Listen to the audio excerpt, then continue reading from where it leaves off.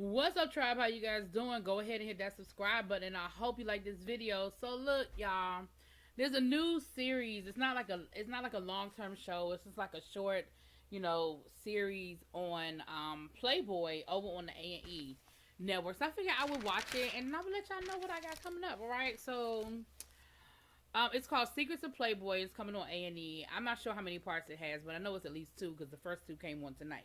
So we'll talk about the first part and then we'll get to the rest of it later. But it is dealing with the legacy of Playboy and Hugh Hefner. And this first episode, it focused on giving you a little bit of background, letting you know who Hugh Hefner was, like as far as the public eye, how he was seen. And then it starts getting into towards the end of this episode, it starts getting into some dark stuff. For those who do not know, or maybe too young to remember, Playboy. So I'm gonna just read from my notes and then add my little 2 cents or whatever. So Playboy was started. The magazine was started by Hugh Hefner in 1959. Was the first edition, and it was a hit from the beginning because it had Marilyn Monroe on the cover, and it also had nude pictures of Marilyn Monroe inside. Now, did Marilyn Monroe pose for Playboy? No. Marilyn Monroe had posed nude early on in her career because, she was young in Hollywood. We've all seen it. We know the story. And he actually got a hold of those pictures. But because Marilyn Monroe was who she was at the time, it became a hit. He sold out and Playboy is born. Now, a little bit of history. The first edition was in 1953. The Playboy Penthouse, which was like a TV show that he had called the Playboy Penthouse, that was started in 1959. Sorry. So he was raised by very strict religious parents. He went to the military, went into the army. When he got out the army, he got married, right? The American dream type thing. Somewhere along the lines, at 28 years old, he became restless and, decided to make this magazine. Now, the thing that people loved about Playboy was that Playboy, yes, it was salacious. Yes, it had pictures of naked women inside, but it also had these great articles. It also had these great think pieces, and some of the most revered writers of the day wrote in Playboy magazine. So whenever you would hear people say, "Oh yeah, I bought Playboy, but I bought it for the articles," it really wasn't that far from the truth because people really did. And I mean, some of the most profound writers of the time, like I said, wrote articles. They talked about the fact that Hugh Hefner was very much against segregation. He, at a time when Jim Crow was alive and well, when he started the Playboy Penthouse, which was like a variety type show, he would have black performers be full on a part of the show. He didn't treat them, like some other places where they would perform and didn't have to leave. They couldn't mingle. They couldn't hang out. Black people, as women and men, both held positions of power within the Playboy company. They could move up the ranks. And again, some of the people that wrote in Playboy magazine: Jesse Jackson, Malcolm X, Martin Luther King, James Baldwin, Alex Haley. So again, it's sort of this oxymoron. Some people saw Hugh Hefner as this great liberator of women. Like, women can live in their sexuality. They don't have to be stifled. They can be these wonderful, free women. But then you have the flip side where they were like, yeah, but you're exploiting them and you're treating them like, a piece of meat sort of thing. So that was sort of like the oxymoron that always was Playboy. So the people we meet in this first episode, we meet a woman by the name of Jennifer Signor. Now, Jennifer grew up in the Playboy Mansion. Literally grew up in the Playboy Mansion. Her father was Hugh Hefner's best friend, and he had a room at the mansion. And she don't say nothing about her mother. She never speaks about her mother through episode 1. But I can only assume that her father had custody, or at least had enough custody, because she had her own room at the Playboy Mansion. She said she first started going to the Playboy Mansion when she was 6, and by the time she was 11, she was basically living there. She talked about how great life was at the mansion. It was always something going on. It was parties.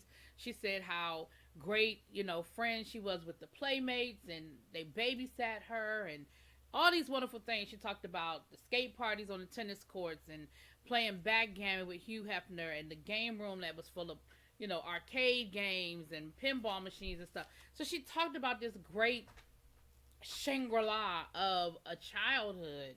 But then she did started getting into some of the dark side of it. She said at the age of 15, she actually started having surgeries because her father and Hugh Hefner, they had this idea of the ideal woman, and she said her and her sisters never felt like they lived up to the idea of what the I got a piece of lint on my shirt. The of the idea of what the Playboy woman was, that perfect figure, hourglass figure, and big boobs. And so she said she started having surgeries as young as 15. So let me see, I'm gonna go through here.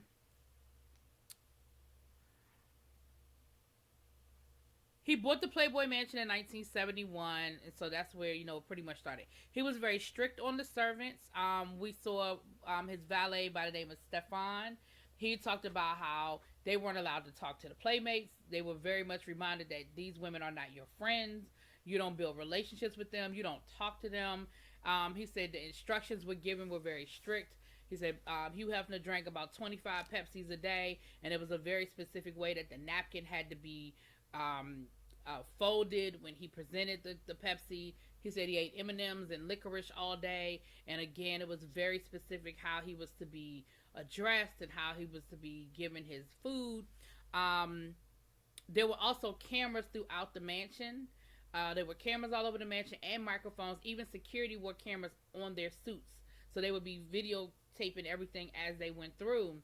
And later on in the episode, they talk about the fact that Hugh would always be open with the press. He would allow the press to come in. He would invite them to the parties, invite them to hang out, because inevitably he would probably get them on tape doing something that they weren't supposed to do, such as, maybe some sort of illicit tryst, maybe drugs, something they weren't supposed to be doing. And so whenever they were going to maybe write an article that wasn't in favor of Playboy or in favor of him, then he would kind of be like, yeah, no, you're not, because look at this right here. So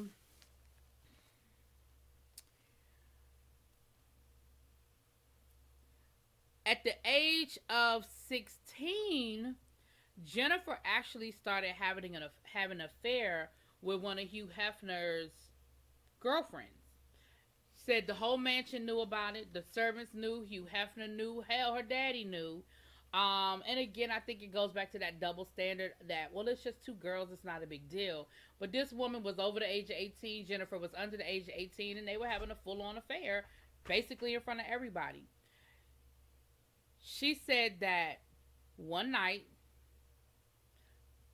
her girlfriend came to get her. Well, actually, one of the other playmates came to get her. They said, Hef wants to see you. So they take her to Hef's room, and she said before she went in, the playmate told her, you don't have to do anything you don't want to do. So she goes into the room, and her girlfriend is sitting there with Hef. She said, she could feel the air was different, the atmosphere was different. She could feel, was something going on. And Hef, basically started trying to run his game on her. Her girlfriend ended up getting sick to her stomach and throwing up. And Hef basically said, well, I guess there goes the evening. I guess ain't nothing going to happen now. And Jennifer was like, yeah, because you're like my uncle. Like, I grew up with you being my uncle, and my daddy is down the hall. So, but it seemed like it didn't matter. Like, Hugh wanted a three-way, a threesome, and that's what was going to happen until the girl got sick. And then I guess he wasn't turned on anymore. Jennifer said when she got to be an adult, she wrote a book. And her book is called the growing up in the Playboy playground, my childhood at the Playboy playground, something like that, child. But she said that when she first published the book and she was doing her book tour, she said Hugh called her and said, listen, just don't let anybody know that I knew about your affair. Just don't let anybody know that I knew that you was, right under my nose having, sex underage. And she said, I won't, I won't tell anybody that. He said, and can you give me a list of your book tour, like where you're going to be going, who you're doing interviews with. And she said she sent him the list. I mean, she had no reason not to trust him. And she said slowly but surely everybody canceled on her. So her book tour basically was canceled. Now, throughout this first episode, we hear from Stefan, we hear from a couple of journalists, and we hear from another woman by the name of Mickey Garcia. Mickey Garcia was also a Playmate of the Year at one point, but then she ended up working for Playboy in their promotions department.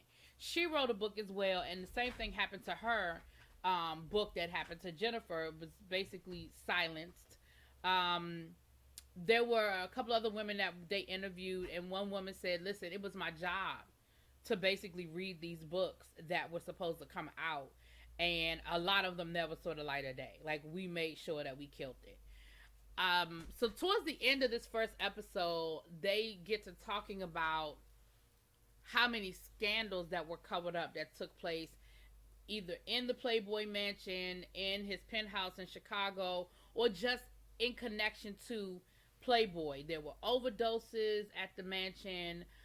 There were suicides that we know about. I mean, you guys may not be familiar with Dorothy Stranton, but Dorothy Stranton was a Playmate of the Year who was ultimately, murdered by her boyfriend. And again, that has nothing to do with Playboy, but just all of these scandals connected. And like I said, towards the end of the first episode, it does start to get a little dark about all of the horrible things that happened in and around the Playboy mansion. But nothing stuck to Hugh Hefner. He was sort of like the Teflon Don, right? So that was the first episode. I'm going to go ahead and watch the second episode. Like I said, I'm not sure how long this series is, but the first episode just sort of laid the foundation, okay? And you see that people are very conflicted when it comes to Playboy. But we'll get deeper. It gets deeper. All right. Y'all let me know what y'all think. Y'all go and tune into it. And we'll talk later. Peace.